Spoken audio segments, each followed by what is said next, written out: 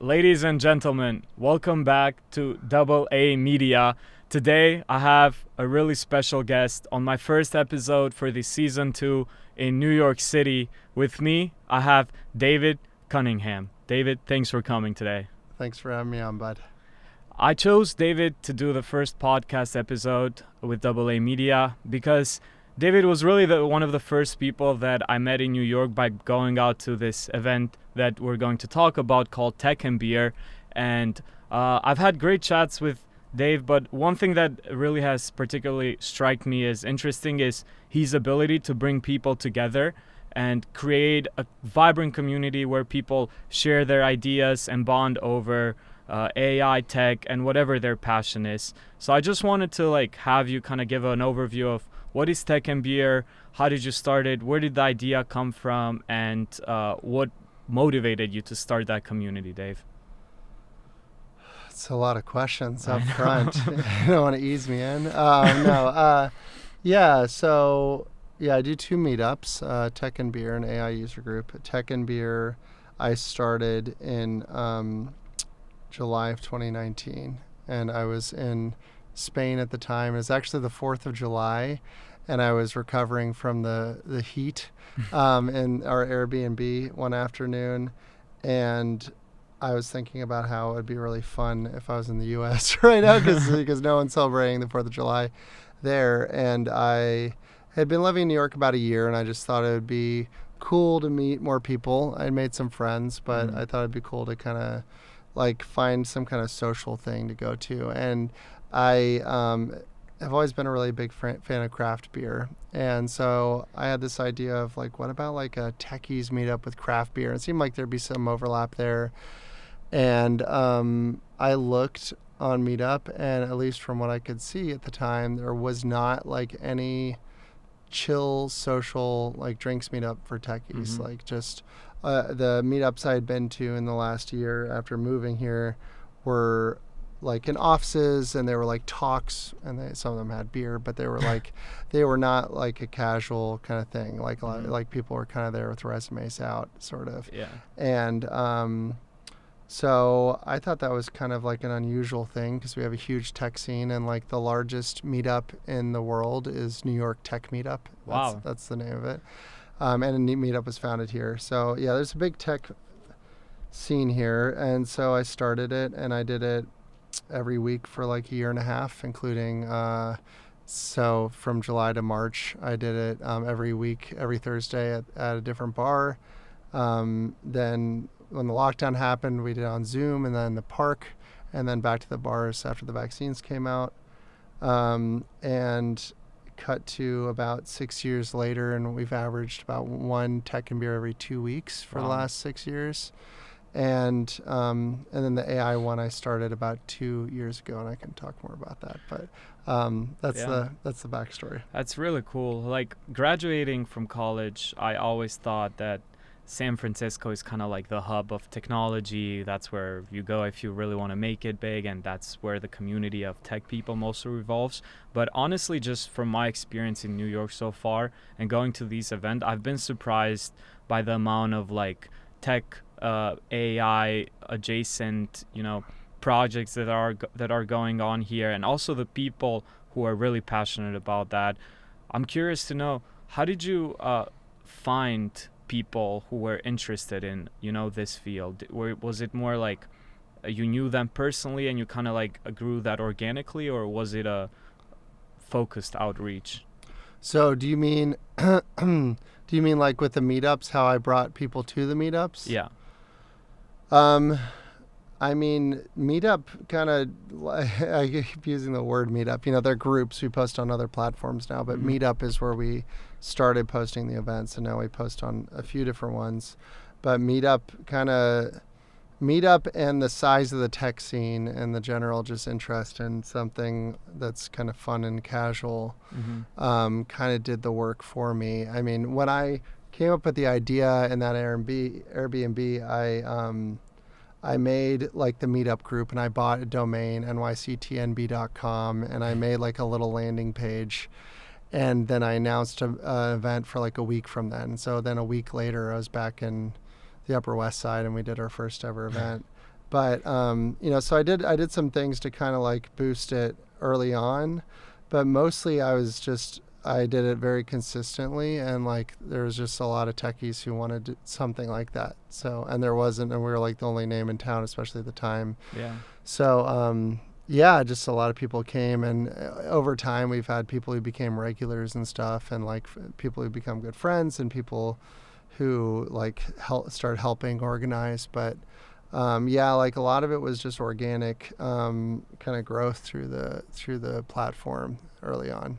Yeah, I like that now. When I come to Tech and Beer, there's like always two or three faces that I've seen from previously, and Mm-hmm. we can always like kind of connect and just talk about like what has happened on the week.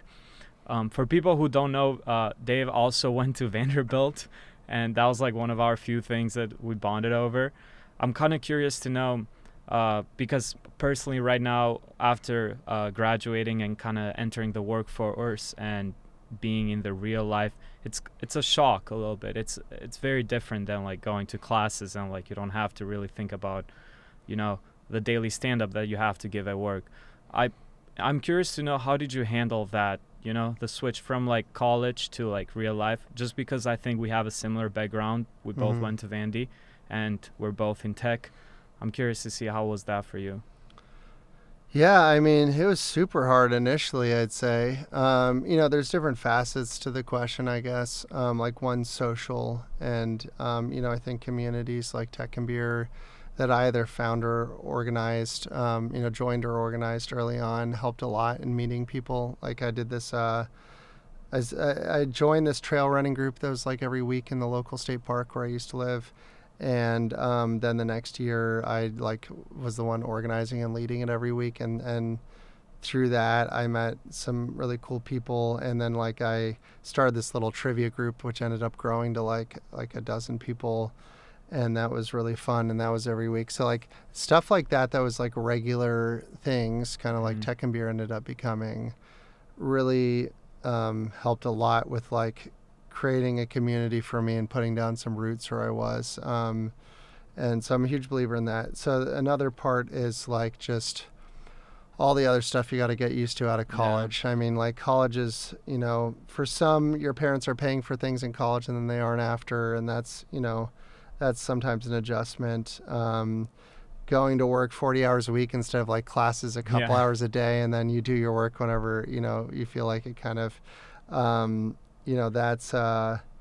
that's tough in its own way. Like I think in some ways it was easier, some ways it was harder. Like I did a mechanical engineering degree initially, and I got a mechanical engineering degree, but so that was like a lot of work. But like during the day, I only had a few hours of classes, and then I just had to make sure I was doing all the like homework and preparing. But with a new job, it's like you're doing it, just so consistently, like all like 8 hours, and then 8 hours again, then 8 hours again.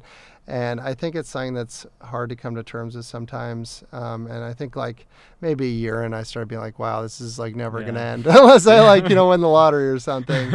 And that, I don't know. I think that's like a reality for 99% of people or whatever on the planet, is that, the work doesn't stop, and that's not necessarily a bad thing if you get used to it. But I think like philosophically or like psychologically, it's something that like is a big adjustment the first year or two out of it. So I don't know if there's like a shortcut for some of that stuff. I think like stuff like community, you can be proactive and, make it happen.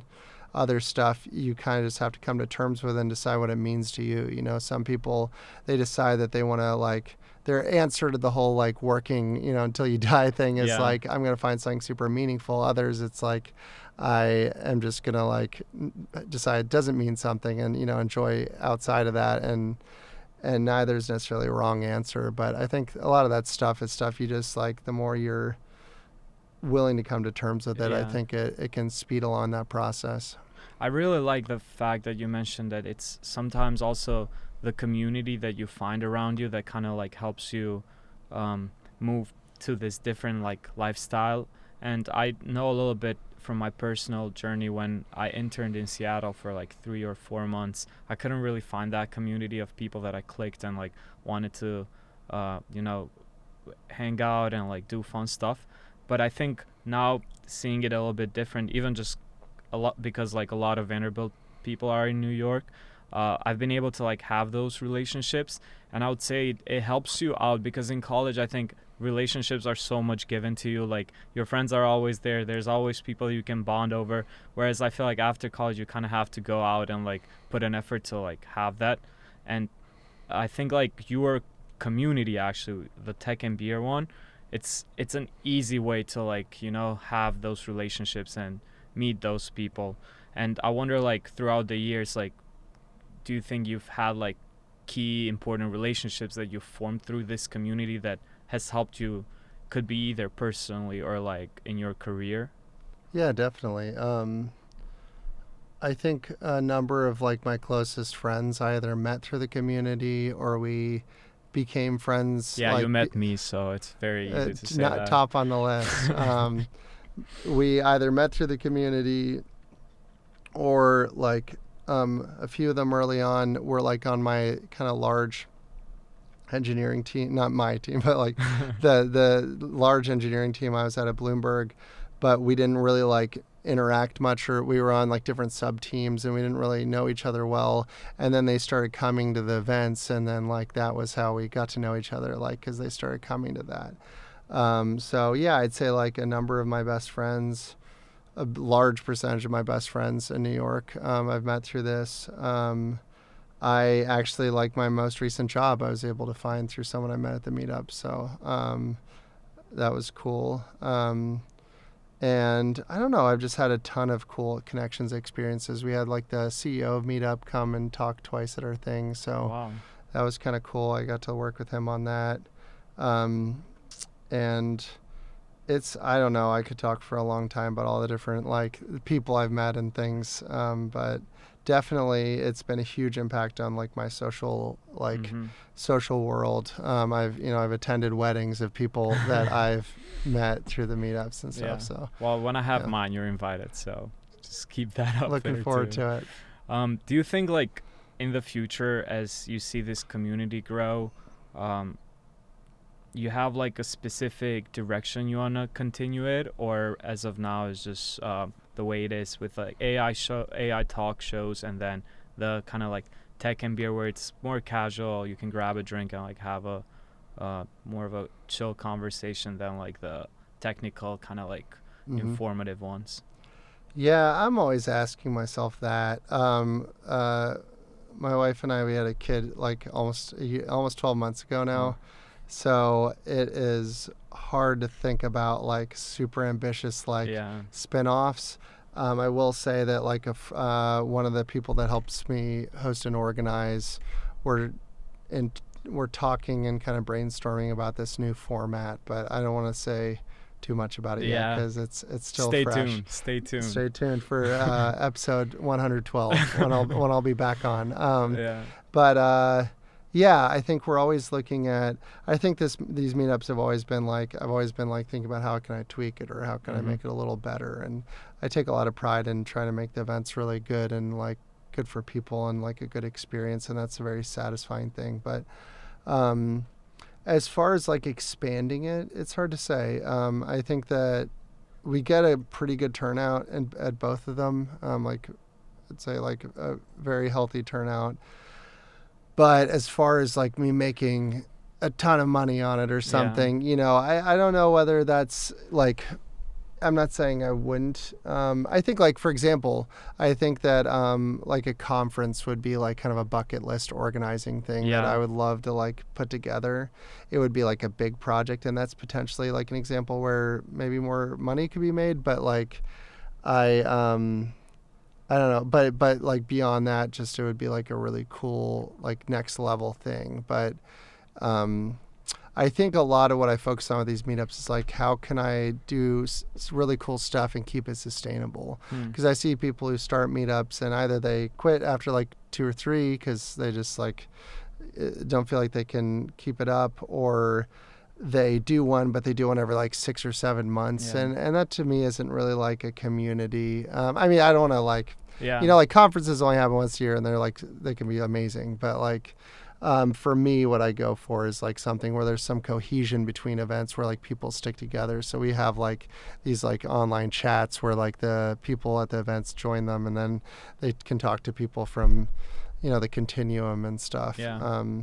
And I've been part of the WhatsApp group chat, and it's really active. It kind of is like hard to even forget about the community, because you might just be at your work like dealing with some stressful stuff, and then you see like the flyer that like Wednesday happy hour, just come grab a drink with us, and you think like, oh, like there's always something that's happening, which is awesome. And then there's also people who like ask advice or share opinions about like the most recent development, either whether that's in AI right now, which is very topical, or like other areas of like tech. And I think that's something that kind of like made me appreciate it more, is that it's not just people coming together and like getting a drink and having fun. Like obviously that's the main core value of it, but a big part of it is also like these people that come here, they are very knowledgeable. They have a background to like support their, what they say and their ideas. And quite often I feel like I'm learning from them. And maybe if you allow me, like I can share one experience that I had with my friends when I came to this event, was that we were planning to build an app regarding like movie ratings, Binge Buddy, but didn't go anywhere. It was just like a prototype idea. And me and my other friend who work at Amazon, we had like an idea of how we were going to build it. However, like we're both like software developers level 4. We just started out. We don't have those, system design knowledges. So I saw this random guy who was just drinking a beer, and started a chat with him. And he told me that he's a senior software developer.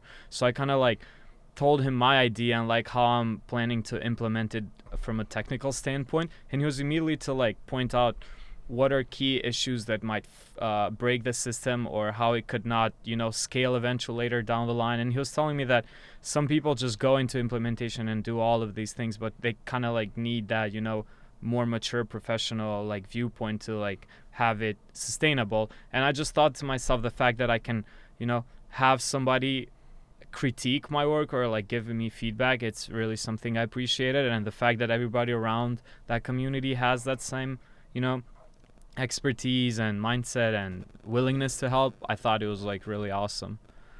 Yeah, that's really cool. Yeah, we get a lot of I mean, it's like tons of techies come through the doors, so yeah, we get a lot of like very knowledgeable people. It's pretty cool. What is your favorite memory that you have had so far?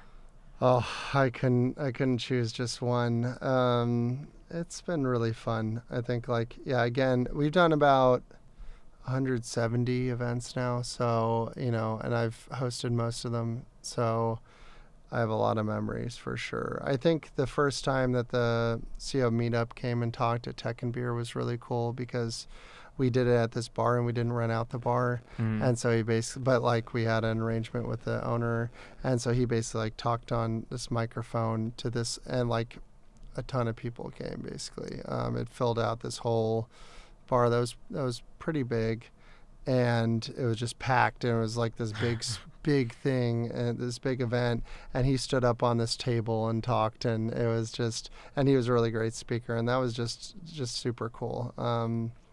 That was definitely one, but there's so many. I also learned that one couple that met it was actually, I think, at that event. Really? They got married. Wow. And then later on, I was like sifting through photos that we've taken at events, and I came across one where they were like next to each other, and I sent that to one of them, and she was like, "Thank you so much." Like, and I was thinking about like, what if someone had been able to give me like a photo of my first day with Katie, and that would be crazy, and I was able to do that. So yeah, I don't know. That's just like a couple of them, but it's been a lot of fun. That's really sweet. I wonder, like, in the beginning, when you kind of had to start it from scratch, like every other startup or like entrepreneurial pursuit, you kind of have that fallback of like not seeing enough numbers, or not seeing enough like movement to like make it something that you can believe on it being bigger. I wonder, how did you deal with if it was the case for you to have like not enough people in the beginning, or like starting it out, or like putting the extra effort, how did you push through that to like bring it to the scale that you have brought it today? Um, I guess there's two parts to that. So there's like the how did I deal with it, and then how did I like approach did I take? I don't ever think for the most part I've ever been overly worried about the like speed of the growth of it, because I think my goal wasn't to have like 1 million people show up to every bar we go to, or something like that. Like it's not quite the same as like starting AWS or something, where you're trying to like scale indefinitely. And I think what I found is that like we've always had like we've never had an event where we didn't have like 20 to 30 at least sign up, and that was early on. And nowadays it's more like 80 to 100 plus. Mm-hmm. But as far as show ups, we've never had an event I think that had less than 10 people.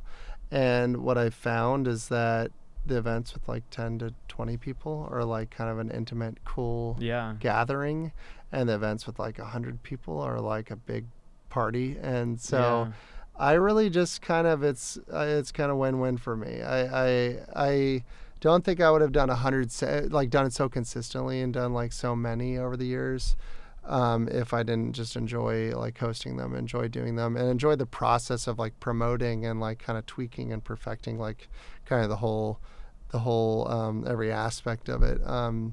So I don't think, given that, sometimes I would see some meetups come up and they would grow really fast, and I'd wonder like, could we be doing more? And sometimes I'd learn things from them. Mm-hmm. But I don't think I've ever been like too torn up about us like not being like having grown X number of people in the last year. As long as I feel like the events are cool and like it's something that like people really love, which I do feel like it is. So yeah. And as far as like ways we've tried to grow it, I've been adding stuff to the promotional apparatus over the years. So we have like a pretty well-oiled machine. We post on a set of platforms. We have the WhatsApps, which like the Tech and Beer one is about to actually hit the WhatsApp cap for a channel. Let's go. So I think we're looking at like moving to Discord, which people have been telling us to do forever. But because the WhatsApp, it's like capped at like 500, and we're at like 440 right now. So wow.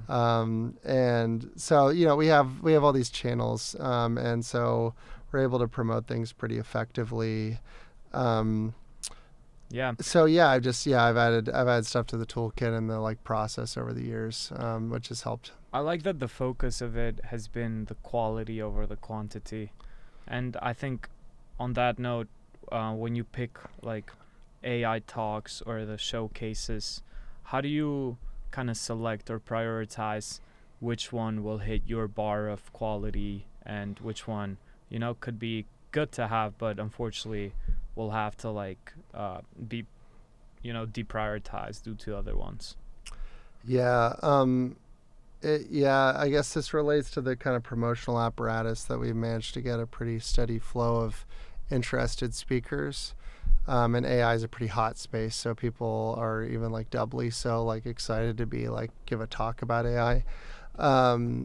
So we have more speakers. We're more often bottlenecked by having like just consistently having a venue every month, and having like even when we have that, we're still bottlenecked just by having like 2 speakers a month, and I'm reticent right now to try to do like more than 1 event a month with my other responsibilities, but one of those events. But I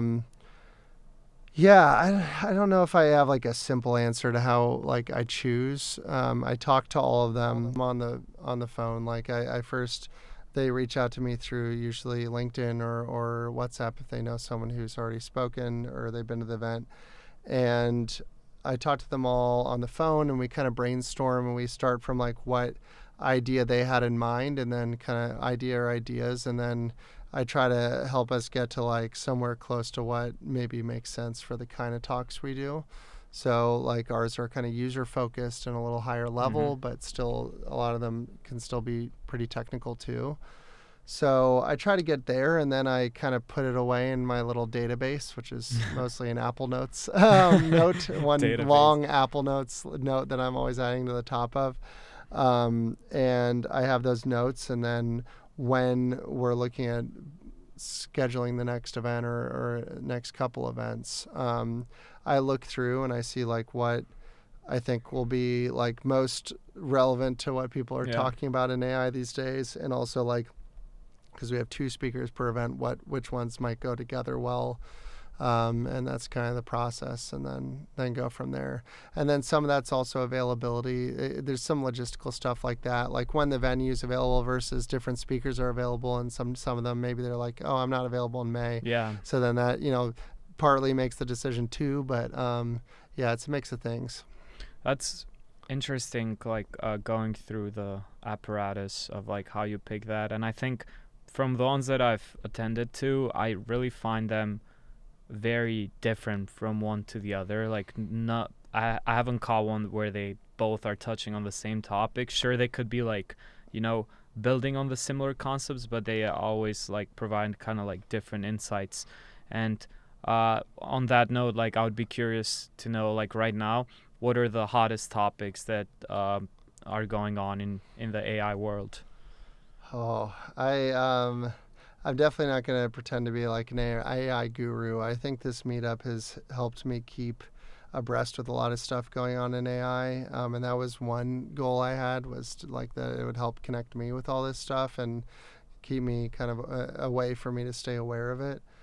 But oh man, I don't know if I have like if I'm going to give the most well-informed Mm-hmm. answer. I think like a big thing is just how it's changing work. I think a lot of the talks that I hear are about it like fundamentally changing either workflows, like for developers how they develop, artists how they design, ideators and writers how they come up with ideas, how they polish them or how they process them.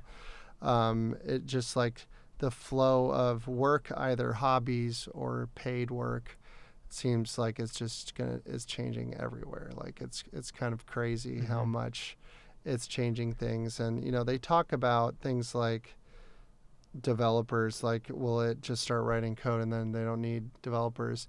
And the answers for questions like that are usually never that black and white. But I think a pattern I've seen from the talks that we've had, is that it's just changing things more than it's like it's not fully automating almost anything that like one person's job is, Mm-hmm. like to completely like I'm not aware of any jobs right now that are like just like going to vanish Yeah. today because of what technology there is, but it's like fundamentally changing like what how much time different parts of work are being spent. So like this one guy talked about um, how like there's kind of three phases, like coming up with ideas, processing them and iterating on them and like building them out and trying them out, and then like polishing once you're like pretty close to the like you have a pretty good product.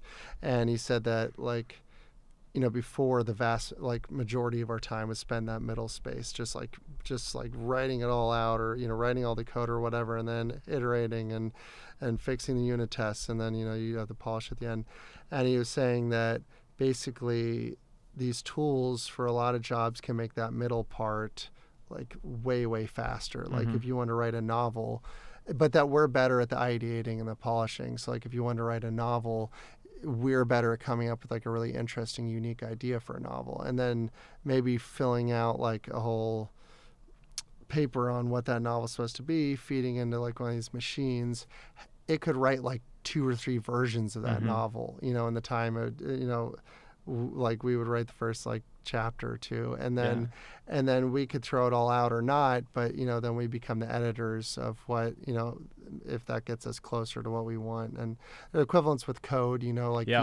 you if you're a more experienced developer, or you just know what you're doing, like you come up with like what the architecture should be. It Mm-hmm. helps write out the files, and then you make sure the files don't have bugs and are written efficiently and things. There's things like that where I think it's just like shifting the shape of the work we're doing and like how it looks. So that's a big pattern I've seen. There's a lot of stuff going on, but I think that's the biggest one that's been on my mind. Yeah, that's a great example. I could definitely like also kind of connect to what you're saying even at my work. There's certain time where I need to like perform like a mass deletion or creation of like roles, let's say, and for that I need to use a script. So I tell basically the LLM the end result and like the course of action that it needs to take, and most of the time I need to do that in a bash script, so I would need it. I'm not proficient in that like coding language, so I would need the LLM to kind of assist me with that middle part that you're referencing Mm-hmm. to bring it to fruition. And I think it's definitely like powerful, and it's nice to like hear it also firsthand from you, as somebody who's been like in talks with people, and like it's also like in the tech field. Like I think another impressive stuff that I noticed in your like LinkedIn is that you've been with like New York Times, and then you've also worked with Bloomberg, and you've been in like software development roles. You're a tech lead now. Like post graduation from Vanderbilt, what are the key kind of like skill sets that you build that you think have served you right so far? In my software career, Yeah. um, hmm. So I got a mechanical engineering, sorry. I got a mechanical engineering degree. I came out of Vanderbilt doing a system engineering job, and then I started learning on the job. I think a big thing is that, both from when I started learning into today, the learning kind of never stops. So I think just finding ways to stay hungry for that knowledge. And I think at 10 years now, sometimes I don't always feel as eager to learn yet another new library as I did Yeah. when I was like getting started, where it was like, wow, like this library could do this. Let me get my hands on it. Now it's like libraries could do anything if you really, if you look hard enough for one. But, you know, I think like still being hungry for that, because like in the tech world in particular, or in the tech world just period, it never stops wanting you to pick up new skills, new technologies, new techniques, and refining your techniques and stuff. So I think that's like the biggest thing in software engineering is continuing to be hungry. And like a perfect example is like the last couple of years with like how much AI is changing Mm-hmm. things. Like if you're a developer now and you're not figuring out how to use LMs to like speed up your development, Mm-hmm. you're gonna like be in trouble. I think it's same with like if you were really good at writing out like spreadsheets with by pencil, and then Excel came out and you're like, no, I'm just going to keep getting real good at this. It's like, well, Yeah. you're going to be in trouble then, because like the people that are using those tools, I think are going to pull ahead, or at least or not fall behind. um so and like similarly, with like the job market and stuff, I think there were skills, non AI software development skills used to be like you'd be like guaranteed a job, and like if you want to jump jobs you'd be guaranteed to Mm-hmm. like have a nice pay bump, and it's less true now, outside of AI skills. So it's like, picking up new skills, there's always like new trends or new waves and shifts in what's like in demand.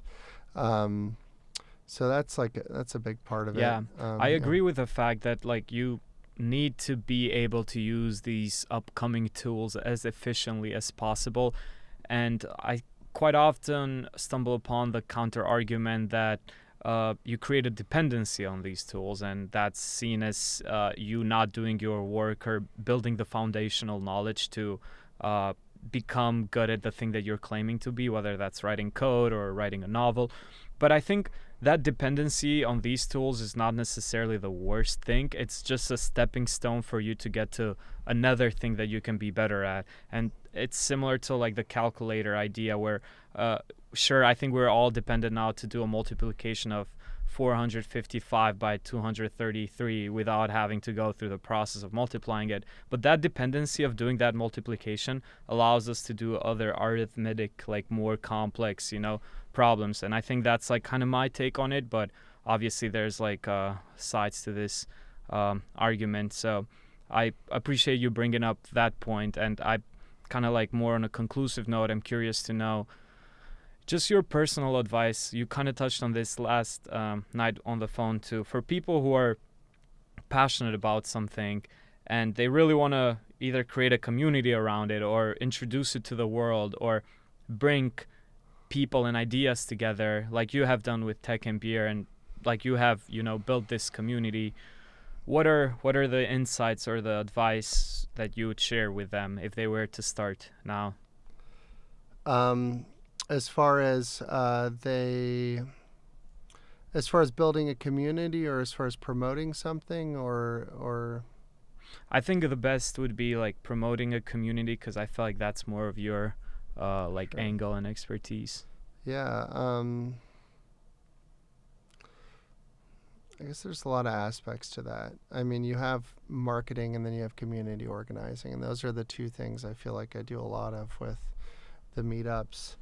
I think that one thing is finding something if you really enjoy it, and it's something that at least ostensibly can have a social component, then that's a good start as far Mm-hmm. as making a community. Like you love playing guitar, like find a studio and put the word out, or find a spot in the park and put the word out. And Mm-hmm. like, I think one of the biggest things I've realized, and this is not probably new to people in like the marketing field, but um, the world's a big place, and especially in a big city like this where there's millions of people in a pretty close vicinity, you don't need to try to find something that everyone loves, because if you find something that 1% of people love in New York City, that's like what, like 80,000 people. So like, and that, that would be a small percentage of the like Mm-hmm. percentage wise of a thing.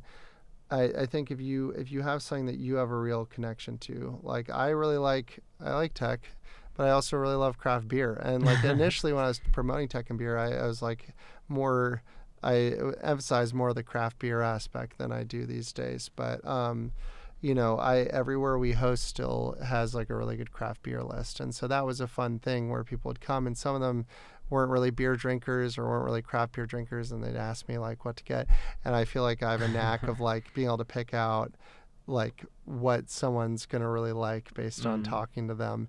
And that's obviously, that may not be like the first thing you think of when you think of a tech drinks meetup, but that was something I had a close connection to, and so I really enjoyed, kind of like if you're playing guitar or something. And if you have that, and you can be like then you can be kind of this like center for other people that like that. And I think in a lot of ways you're kind of like the The what's proxy of it. what's a good like proxy, like you are kind of like the what's the, like, those bug zappers, like those like lights and the bugs fly to it. Yeah. You're kind of like a spot where all the bugs want to Mm. go. I mean, you're not Like like a zapping them. filter, like. You're like the you just give like a you give a geo point, and then they can all go there, and all those people that were into that can end up in the same I place and see. then connect with each other, and you can be kind of the conduit for that. I think that's like one way of looking at it, is like, I'm not like, Tech and Beer isn't like 80 people standing in a circle around me staring at me and I'm Yeah. like talking to them. They're all talking to each other, and I just try to create an environment to make that work well, and go well, and like people connect well and enjoy themselves. And when the first few are showing up, I'm like greeting them enthusiastically, and kind of creating that initial energy. But then once there's enough people, I can kind of step back, and it just goes by Yeah. itself. So I think like trying to be that conduit based around something you have like a real personal connection to or personal enjoyment of is like a starting point. And then just kind of remembering that like like promoting it based on those things that you're excited by. And if you stick to what you're promoting, and you're not trying to make it be everything or make it be a different thing every week, then you're going to do a good job over time of bringing those people who are into that in. And so being thoughtful about if that's what you want, if that's the community you want to be the center of.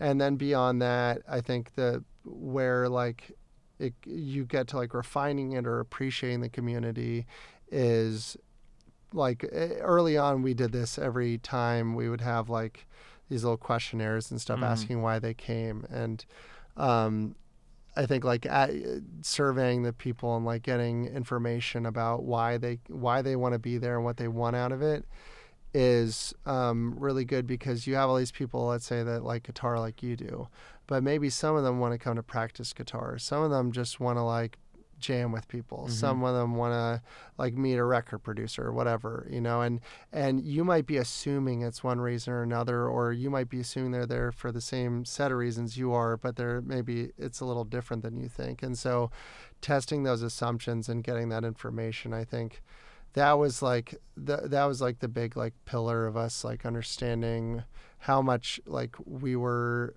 they were coming to us for the reasons we thought they were, and then then you make decisions on what you want to do from there. That's awesome. Thanks for sharing that. Thanks for coming to this podcast, being my first guest, and for always keeping up such a positive energy. I feel like every time I see you, I'm excited and happy, and I love that about you, and I love the way that you've brought this community to New York, and I'm excited for the next Tech and Beer. Thanks a lot, man. Yeah, thanks for having me so much.